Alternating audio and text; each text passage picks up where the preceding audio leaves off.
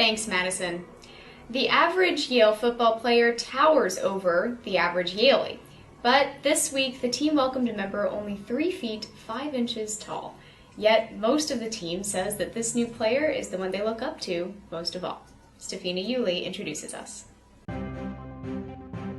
Since September 17th, when Union 35 issued a complaint against Yale's administration, picketing intentions have struck our campus. We take a look back at Yale's labor relations. Where did it all start?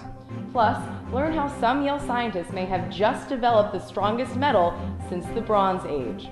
Stay tuned for these stories and more. It's your Yale, your week, and your news.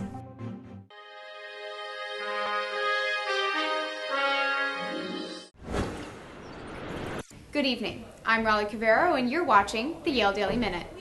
Tonight, students filled the SSS auditorium to hear the highly anticipated speaker, Ayaan Hirsi Ali. In her talk, she countered criticism she has received from the Muslim Students Association. Last week, they wrote a letter of protest about her invitation to campus that was signed by many other campus groups. She affirmed her belief tonight that Islam is a violent and intolerant religion at its heart. She also questioned why the Muslim students respond more strongly to criticism of their religion than to the atrocities committed in the name of Islam. The Muslim Students Association did not formally protest, but instead stood outside with pamphlets about Islam. And today, over $1 million in prize money was handed out on Beinecke Plaza. 8 writers came to Yale to receive the prestigious Wyndham Campbell Literature Prize.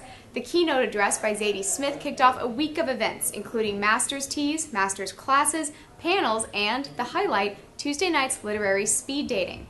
Students will be sorted into groups and have 10 minutes with each prize winner as they move between tables. You can find a schedule for this week at wyndhamcampbell.org/festival. And Yale.edu is ancient in web years. It hasn't been updated since 2008. But after 6 years, Yale's Office of Public Affairs and Communications is redesigning the home page. The overhaul will also include the around 30 sites that connect to it. Individual department sites will remain unchanged, but they plan to launch the new Yale.edu in August 2015. Right now, they have no plans for big content changes, just a facelift. And a new study just came out showing that our brains actually perceive big corporations as people. fMRI scans and surveys showed that we assign mental states to large organizations. We think about them as individual actors with desires and intentions. The same areas of the brain that light up when you're talking about humans also fire when people talk about corporations.